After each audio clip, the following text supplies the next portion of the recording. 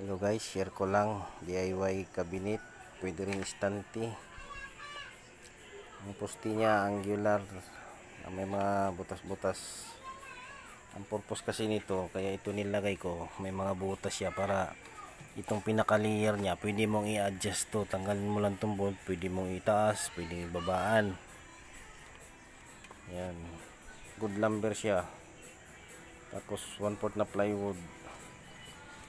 Tapos may drawer din siya sa ilalim. Ayan.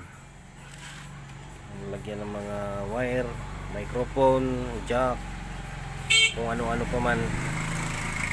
Pwede rin amplifier dyan, DVD. Tapos ito pinakataas, TV. Ayan. Kaya ito kalaki kasi request to nung mayari na nagpagawa ganito daw ang gagawin. Kasi gumagawa ako sa mga request ng customer kung anong gustong design, anong style.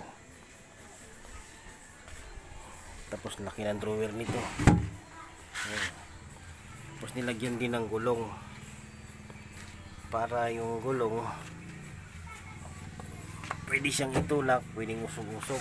Tsaka ito may lock siya para kung saan mo gustong ilagay, ilock mo lang to. Kung gusto mo naman ilipat, nare-release naman yung preno niya, mauusog mo na siya. Ayan.